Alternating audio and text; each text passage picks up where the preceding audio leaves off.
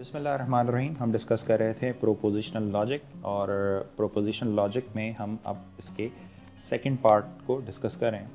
तो कुछ और डेफिनेशंस हैं हमारे पास जिसमें हम डिस्कस करने वाले हैं कि कन्वर्स, कंट्रापोजिटिव और इन्वर्स स्टेटमेंट कौन से होती हैं। लेकिन अगर आपने मेरी प्रीवियस वीडियो नहीं देखी है जिसके अंदर मैंने बूलियन कनेक्टिव्स और स्टेटमेंट्स और प्रोपोजिशन से रिलेटेड डिस्कशन की थी मैंने आपके साथ, तो इन केस अगर आपने वो वीडियो अब तक नहीं देखी है तो पहले उसको देख लें एंड देन फिर आप उसको कंटिन्यू करें। तो चलें अब अपनी नेक्स्ट डेफिनेशन की तरफ चलते हैं। वो है डेफिनेशन नंबर 6, और या आप उसे हम कह सकते हैं कन्वर्स, कंट्रापोजिटिव एंड इनवर्स। अब बेसिकली जो हमारे पास प्रोपोजिशन है वो प्रोपोजिशन जो है ये आप कह सकते हैं कि इम्प्लिकेशन की डिफरेंट टाइप्स हैं। आप इसको इम्प्लिकेशन की डिफरेंट टाइप्स भी कह सकते हैं।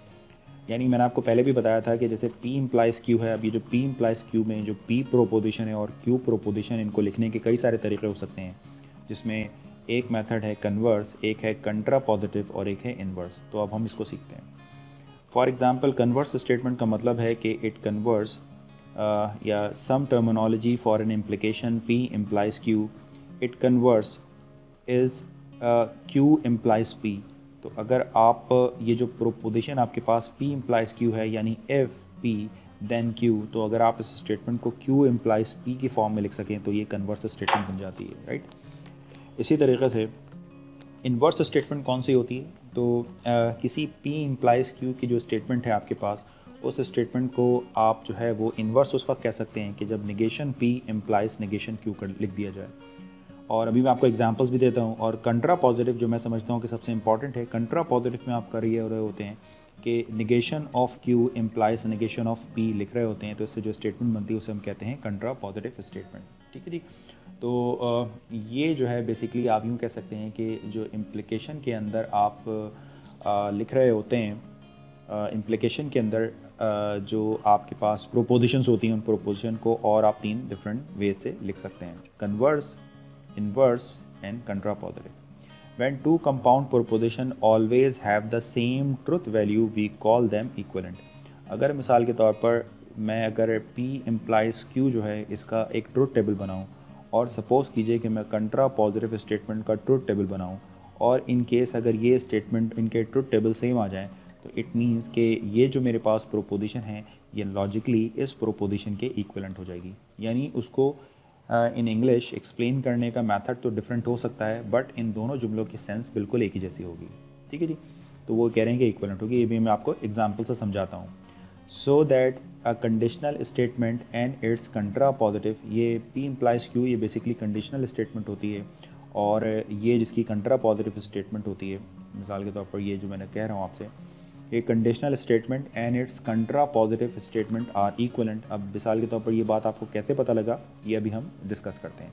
इसी तरीके से the converse and inverse statement also equivalent, यानी कन्वर्स और इन्वर्स स्टेटमेंट भी बिल्कुल इक्वलेंट होती है। कैसे होती हैं अभी डिस्कस करते हैं। और इसी तरीके से जो इम्प्लिकेशन वाली स्टेटमेंट है जिसे हम कहते हैं कंडीशनल स्टेटमेंट, ये कंडीशनल स्टेटमेंट और इसकी कंट्रा पॉजिटिव स्टेटमेंट भी इक्वलेंट होती है। तो इन सारी चीज़ों को भी हम डिटेल के साथ देख रहे हैं। तो सबसे पहले तो हम अपनी एक एग्जांपल पढ़ते हैं। लिखा हुआ है one of these have 3 same meanings. Sorry, example नहीं है, एक बात हम यहाँ पर डिस्कस करें। One of these 3 has same meanings, same truth table as P implies Q, can you figure out of which. मैं यहाँ पर एक एग्जांपल आपको दे रहा हूँ। फॉर एग्जांपल मैं ये पूछना चाह रहा हूँ आपसे कि P इम्प्लाइज Q के लिए अगर आप कंट्रा पॉजिटिव आप जो है वो इन्वर्स, कन्वर्स और कंट्रा पॉजिटिव स्टेटमेंट बनाते हैं, तो कौन सी स्टेटमेंट ऐसी होगी जो सेम मीनिंग देती है। लिखा हुआ है वन ऑफ दीज, उन तीनों में से one of these 3 has the same meaning, same truth table as P implies Q, can you figure out. तो ये जो मैंने आपके सामने 3 स्टेटमेंट लिखी हैं, आप बता सकते हैं कि इन तीनों स्टेटमेंट में या इन तीनों स्टेटमेंट के अंदर से P इम्प्लाइज Q के साथ ट्रुथ टेबल किसका मैच करता है, ये हमें फाइंड आउट करना है। तो ज़रा हम कैलकुलेट कर भी लेते हैं तो हमें पता भी लग जाएगा। तो पहले आप वैसे मैं आपको यहाँ पर बता रहा हूँ, मैं तो यहाँ पर सिर्फ कंट्रा पॉजिटिव के लिए कर रहा हूँ, बट आप इसको इन्वर्स और कन्वर्स के लिए भी आप चेक कीजिएगा, क्योंकि टाइम यहाँ पर शॉर्ट है। तो मुझे यहाँ पर पता है कि P इम्प्लाइज Q और वो जो कंट्रा पॉजिटिव स्टेटमेंट होती है, यानी कंडीशनल स्टेटमेंट और उसकी कंट्रा पॉजिटिव स्टेटमेंट, वो इक्वलेंट होती है, जिसके ट्रुथ टेबल से अभी हमें ये बात समझ आएगी। तो चले हम इस ट्रुथ टेबल को कंप्लीट करते हैं।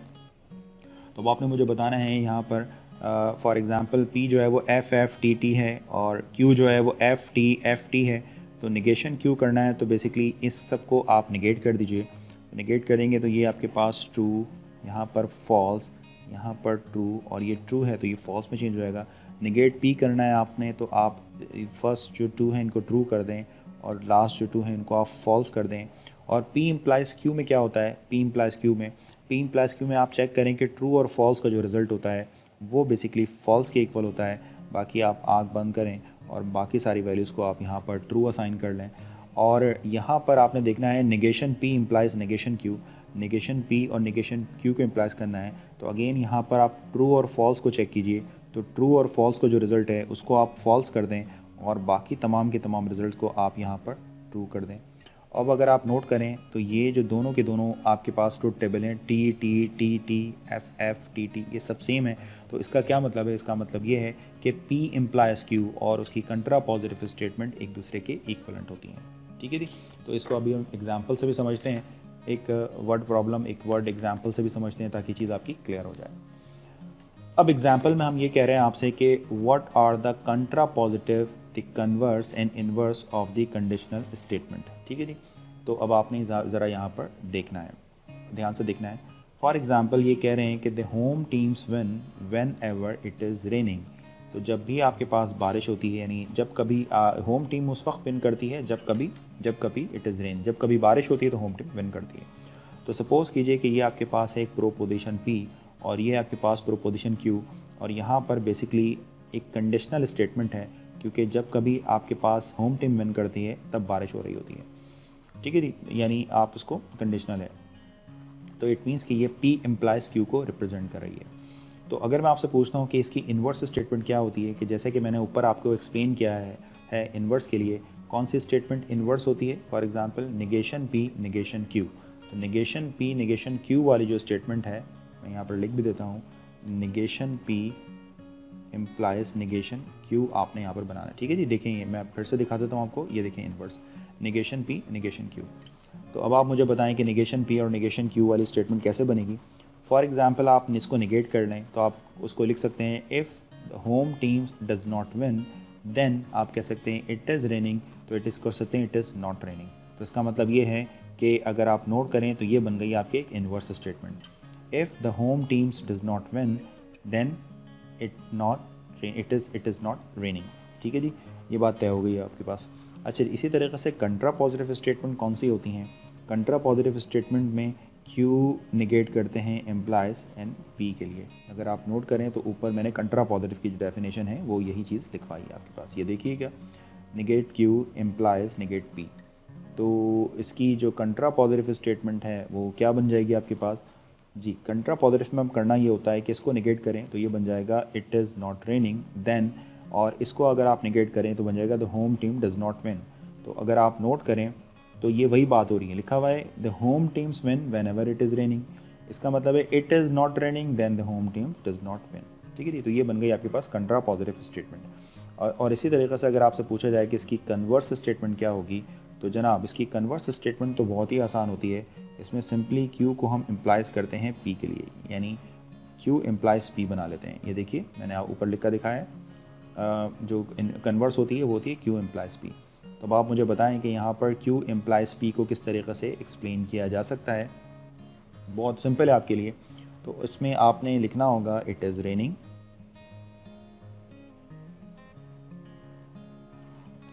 जी इसे लिखना होगा आपने it is raining, it is raining whenever आप देख लीजिए, फिर आप लिख सकते हैं the home team wins, right. आप लिख सकते हैं it is raining whenever the home teams win. तो ये जो आपके पास स्टेटमेंट बनकर आएगी ये आपके पास कन्वर्स स्टेटमेंट बन जाएगी। तो उम्मीद है कि आपको ये तीनों की तीनों स्टेटमेंट को अच्छे तरीके से समझ आ गई होंगी। अच्छा, एक और बहुत इंपॉर्टेंट चीज़ है जो मैं यहाँ पर एक्सप्लेन करता हूँ, only contrapositive statement is equal to the original statement. अच्छा, जैसे कि आपको मैंने बहुत ध्यान से आप इस बात को देखिएगा, एक डेफिनेशन पढ़ाई थी जिस डेफिनेशन को हमने कहा था क्या कहा था हमने, एंटी सिमेट्रिक की डेफिनेशन आपको पढ़ाई थी। और इस डेफिनेशन को हमको इस तरह लिखते हैं, अगर आप नोट करें कि if a, b belongs to R and b, a belongs to R, then a is equal to b। तो अगर आपको याद हो ये एंटी सिमेट्रिक की डेफिनेशन है। ये डेफिनेशन आपको ये बताती है कि a, b और b, a दोनों के दोनों इस रिलेशन से बिलोंग करते हों, then a is equal to b। यानी ये आपको बताती है डायगोनल एलिमेंट का आपको बता रही होती है। ठीक है, इसके अंदर डायगोनल एलिमेंट आ सकते हैं। लेकिन इस स्टेटमेंट की खूबी ये है कि ये एक्चुअली कंट्रा पॉजिटिव स्टेटमेंट है। चूँकि कंडीशनल स्टेटमेंट है, तो जब कंडीशनल स्टेटमेंट है तो इसकी जो कंट्रा पॉजिटिव स्टेटमेंट है वो भी ट्रू होगी। तो आप में से कोई ये बताए कि इसकी कंट्रा पॉजिटिव स्टेटमेंट क्या होगी? ऑफ कोर्स इसकी कंट्रा पॉजिटिव स्टेटमेंट होगी if a is not equal to b। Screen को मैं थोड़ा सा स्क्रॉल करता हूँ। Not equal to b, then इसका मतलब होगा कि a, b belongs to r and b, a does not belongs to r। तो ये आप नोट करें तो ये बेसिकली आपको क्या बताएगा कि अगर आपके पास रिलेशन में a, b मौजूद हैं और उस रिलेशन के अंदर क्या है b, a मौजूद नहीं है, तो इसका ये मतलब होगा कि a और b आपस में बराबर नहीं होंगे। तो ये सारे के सारे नॉन डायगोनल सिमेट्रिक एलिमेंट्स, जो नॉन सिमेट्रिक एलिमेंट है, ये उनको रिप्रेजेंट कर रहे होते हैं। तो इसको हम कहते हैं कंट्रा पॉजिटिव। अच्छा, क्लास के अंदर एक क्वेश्चन ये रेज हुआ था कि बेसिकली यहाँ पर नॉट बिलोंग्स क्यों नहीं आएगा? तो बिल्कुल नहीं आएगा, क्योंकि कंट्रा पॉजिटिव स्टेटमेंट आपको क्या बता रही होती है? मैं ज़रा स्क्रीन को थोड़ा सा स्क्रॉल करूँ आपके लिए। ये बता रही होती है negate p and negate q। ठीक है जी, यानी अगर दोनों p हैं तो इनको फॉल्स करना होगा आपने ना। ठीक है जी, यानी ट्रू का फॉल्स होता है।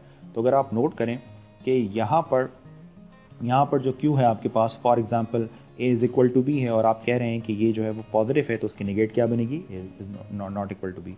और यहाँ पर a, b belongs to r and b, a belongs to r है। अच्छा, इसमें क्या है कि ये भी आपके पास ट्रू है और ये भी आपके पास ट्रू है, और ये जो एंड ऑपरेटर है ये करता है कि इस ट्रू और ट्रू का जो रिजल्ट है वो ट्रू जनरेट करता है, यानी इस कंपाउंड प्रोपोजिशन का जो रिजल्ट है वो ट्रू हो जाएगा। तो अगर आप मुझे बताएं कि क्या ये फॉल्स जनरेट करता है, देख लेते हैं। a, b बिलोंग करता है r से, मिसाल के तौर पर हम कह रहे हैं कि ये चीज़ तो ट्रू है बिल्कुल। अब मैं कहता हूँ कि इस पर एंड लगाया गया है और हम कह रहे हैं कि b, a जो है वो r से बिलोंग नहीं करता, मिसाल के तौर पर ये चीज़ जो हो गई फॉल्स हो गई। अब अगर आपसे पूछा जाए कि इसका कंप्लीट रिजल्ट क्या आएगा, तो ऑफ कोर्स इसका कंप्लीट रिजल्ट क्या आएगा? फॉल्स।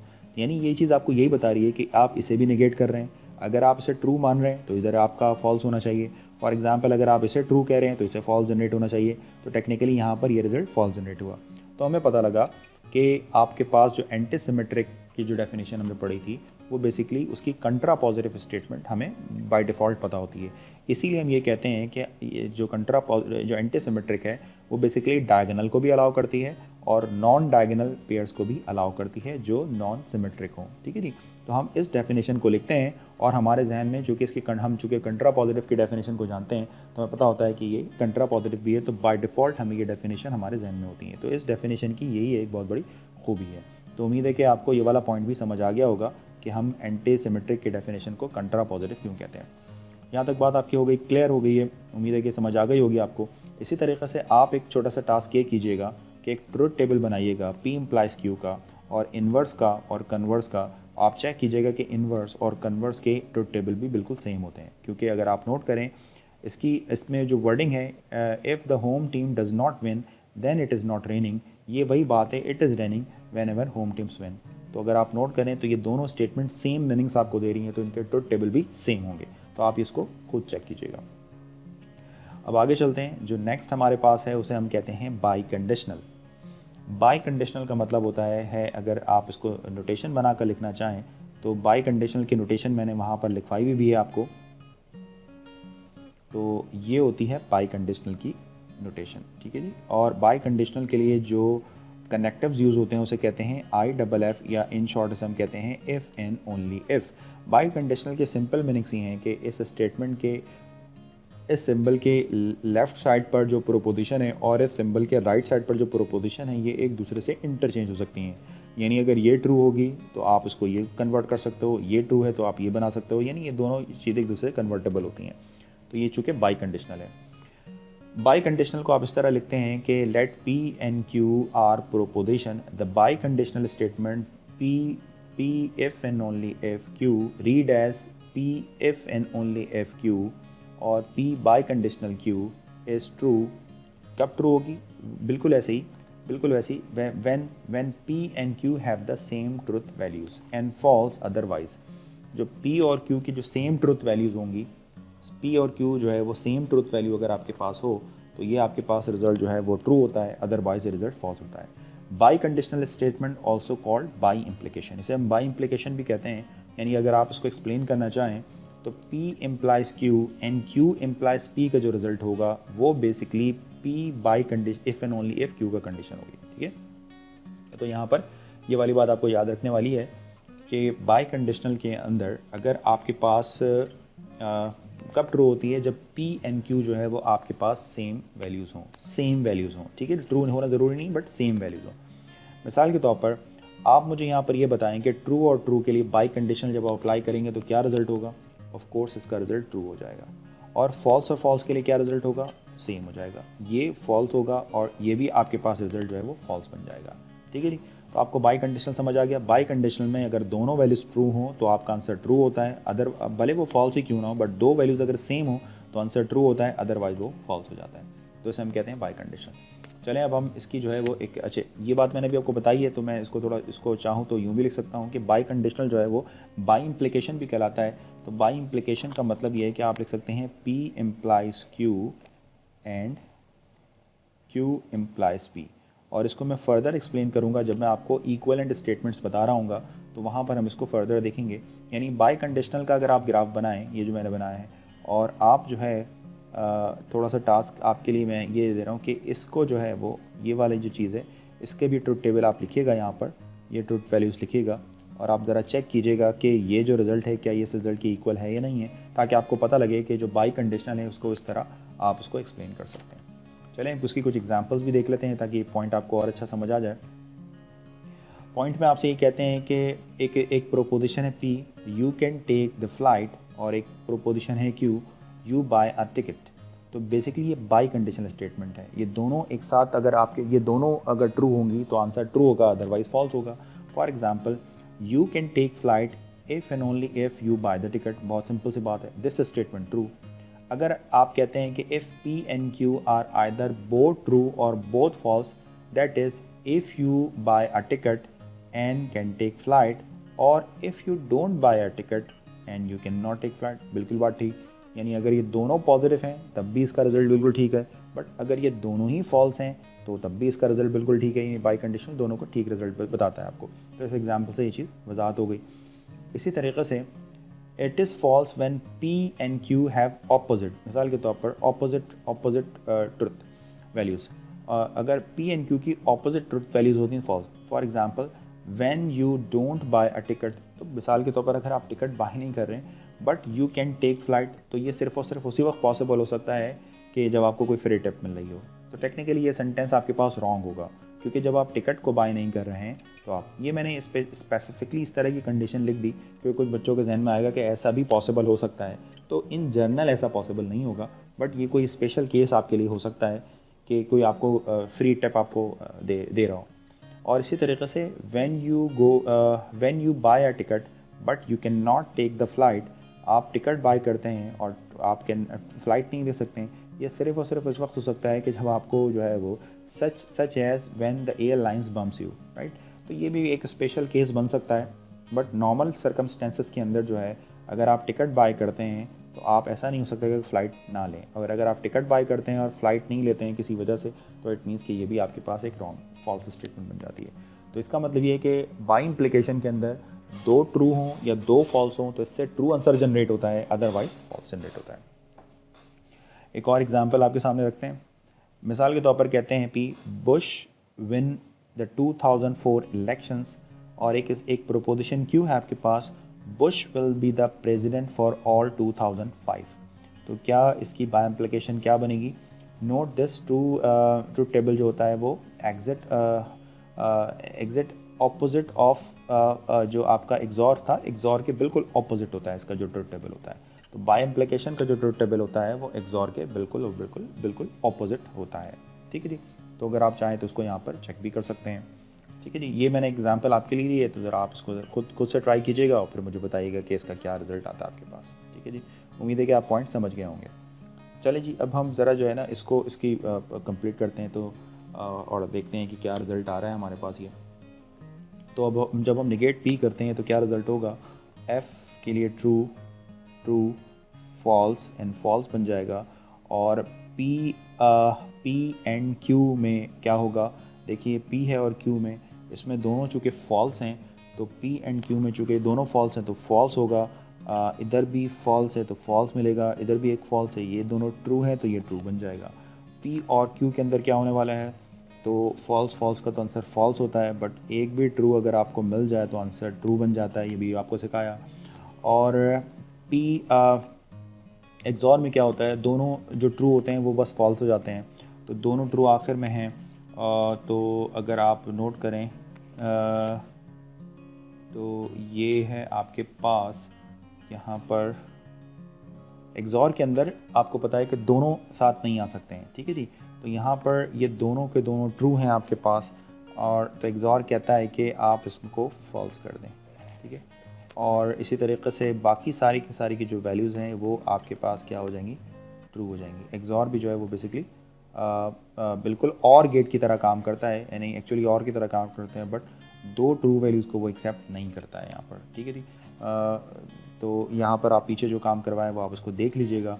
इसी तरीके से जो इम्प्लिकेशन है आपके पास P इम्प्लाइज़ Q, तो बताइए जी P इम्प्लाइज़ Q में क्या होगा। P इम्प्लाइज़ Q में T और F जो है वो तो बेसिकली आपके पास बन जाएंगे F, और बाकी तमाम के तमाम जो रिज़ल्ट्स हैं वो आ जाएंगे आपके पास ट्रू।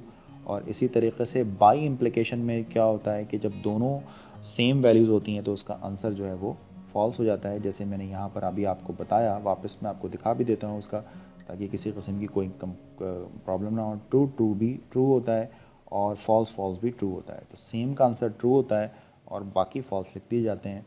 तो जो सेम वैल्यूज़ हैं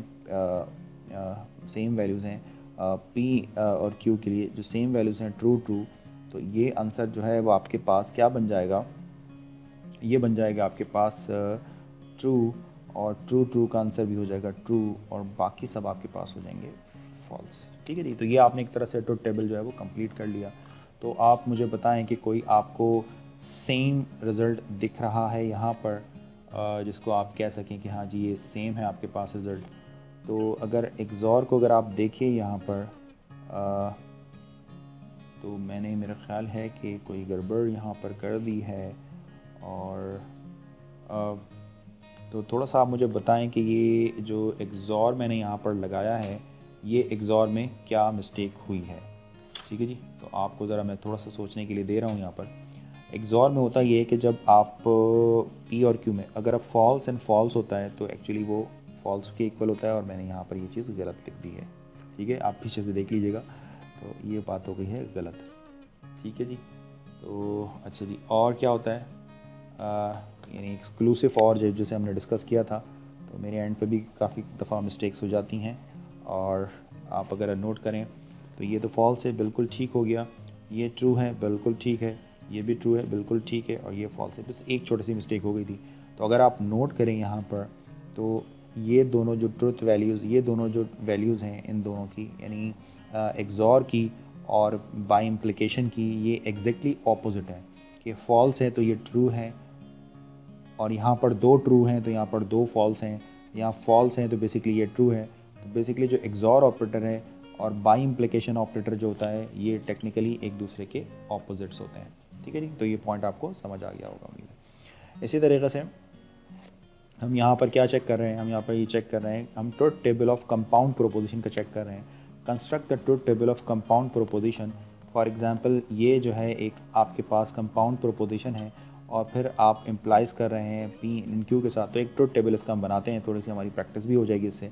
तो जल्दी से पी एंड क्यू हम असाइन कर लेते हैं। सपोज़ कीजिए कि चूँकि दो इनपुट हैं तो यहाँ पर आपने टू इनपुट हैं तो यहाँ पर 4 वैल्यूज़ देनी होंगी आपने, true true false and false. थोड़ी प्रैक्टिस होगी।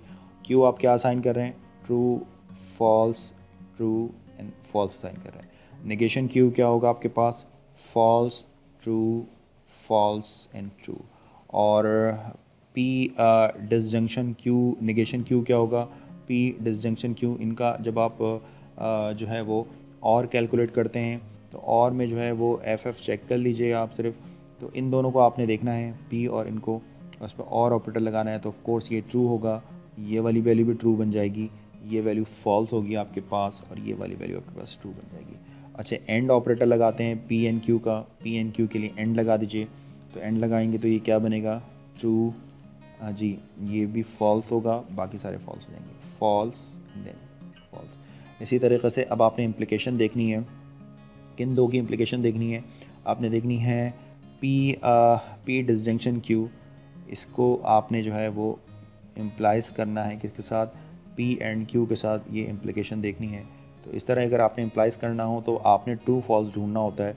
अगर आप ट्रू फॉल्स देख लेते हैं तो ट्रू और फॉल्स का जो आंसर है वो तो फॉल्स होता है, ट्रू ट्रू भी ट्रू के इक्वल होगा, फॉल्स फॉल्स फॉल्स फॉल्स तो आंसर जो है वो भी ट्रू के इक्वल होगा, और जो ट्रू फॉल्स है उसका आंसर भी आपके पास फॉल्स के इक्वल होगा। यहाँ पर दो ट्रू फॉल्स है ना, true false and then true false, तो इनका आंसर फॉल्स के इक्वल होता है। तो ये आपने बेसिकली जो आपके पास इस तरह की एक कंपाउंड प्रोपोजिशन आपके पास लिखी हुई थी, आपने उस कंपाउंड प्रोपोजिशन का ट्रुथ टेबल फॉर्म कर लिया। तो उम्मीद है कि यहाँ तक पॉइंट आपको क्लियर हो रहा होगा। चलें ज़रा जल्दी से अब हम जो है वो दो और कनेक्टर्स की तरफ चलते हैं।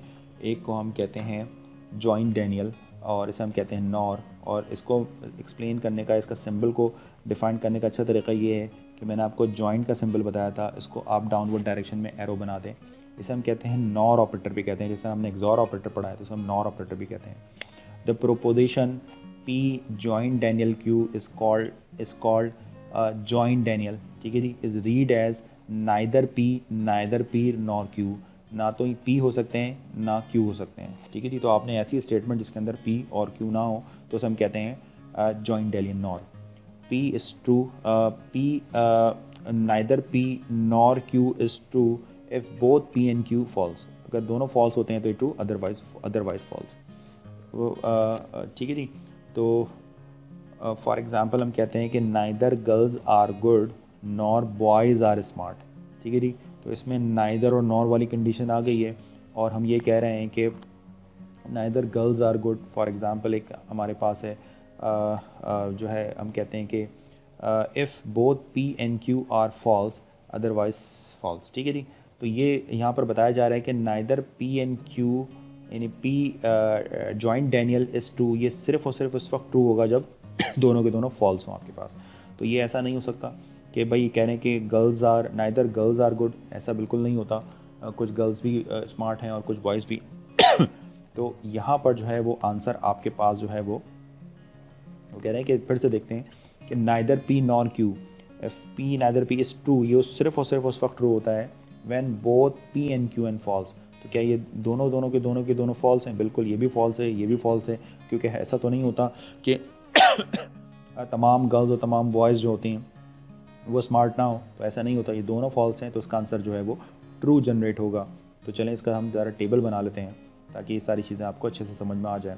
तो ज़रा आप मुझे यहाँ पर बताइए कि चूँकि ये दोनों के दोनों स्टेटमेंट फॉल्स हैं तो इसका जो जॉइंट डैनियल है वो क्या होगा? ऑफ कोर्स ट्रू होगा, अदरवाइज़ फॉल्स हो जाएगा। तो सबको आपने आँख बंद कर फॉल्स कर देना है, ठीक है जी। एग्जाम्पल्स आप चाहें तो अपनी मर्ज़ी से और सारी एग्जाम्पल्स को अपने लिए जनरेट कर सकते हैं, ठीक है जी, जिसमें एक प्रोपोजिशन को आप फॉल्स, क्योंकि मैं काफ़ी एग्जाम्पल्स आपके सामने रख चुका हूँ। अच्छा जी, इसी तरीके से मीट डैनियल, जैसे हम नैंड ऑपरेटर भी कहते हैं, तो मीट डैनियल को बनाने का तरीका तो मैंने आपको बताया है कैसे, कि जो हमारा रिलेशन का चैप्टर था उसमें मीट का सिंबल ये था, तो उसको आपने इस तरह कर देना है। तो the proposition P NAND Q is called meet denial and P meet denial Q is true if both P and Q false, if both P and Q are false, ठीक है जी। तो ये is false if both P and Q are true. फिर से पढ़ते हैं। The proposition P, मैं इसको सिंपल मीट कह रहा हूँ, P meet Q is called meet denial if P meet Q is true, ये उस वक्त ट्रू होगा if both P and Q false, अगर ये दोनों पी और क्यू जो हैं फॉल्स हैं तो ये मीट जो है वो ट्रू हो जाएगा। एंड इज़ फॉल्स, ये फॉल्स होगा जब दोनों के दोनों आपके पास ट्रू हों, यानी दोनों अगर आपके पास ट्रू हों तो मीट फॉल्स होगा, और दोनों अगर आपके पास फॉल्स हैं तो मीट ट्रू बन जाएगा आपके पास, ठीक है जी। तो अगर आप चाहें तो इसका भी ट्रुथ टेबल लिख सकते हैं यहाँ पर, और यहाँ पर ये जो ट्रुथ टेबल है इसका बिल्कुल इसके ऑपोजिट हो जाएगा। कैसे हो जाएगा? जैसे कि अभी आपको बताया कि अगर आपकी दोनों के दोनों फॉल्स हों आपके पास, तो दोनों के दोनों फॉल्स हों तो ये आपके पास ट्रू होगा, और दोनों के दोनों अगर आपके पास ट्रू हो तो ये फॉल्स होगा, अदरवाइज़ ये आपके पास ट्रू बन जाता है। ठीक है जी। तो यहाँ पर हमने ये मीट डैनियल और जॉइन डैनियल को समझ लिया। तो प्रोपोजिशन लॉजिक के अंदर डिफरेंट प्रोपोजिशन को किस तरह बूलियन कनेक्टिव्स के साथ ज्वाइन किया जाता है और उसके ट्रुथ टेबल कैसे बनाए जाते हैं, ये मैंने इन फर्स्ट 2 लेक्चर्स के अंदर कवर किया है। तो अगर आप फर्स्ट 2 लेक्चर्स को यानी लॉजिक के लेक्चर 1 और लेक्चर 2 जो है उसको अगर आप सीक्वेंस में देखेंगे तो आपको प्रोपोजिशनल जो लॉजिक है वो उसका कॉन्सेप्ट आपको मिल जाएगा।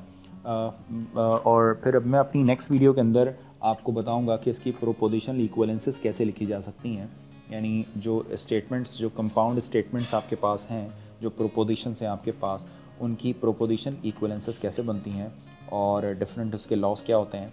तो आप इसको मिस मत कीजिएगा। तो फिर हम नेक्स्ट वीडियो के अंदर इसको कंटिन्यू करेंगे। उम्मीद है कि आपको आज का लेक्चर समझ आ गया होगा, और प्लीज़ अपने कमेंट ज़रूर करें, लाइक करें, शेयर करें।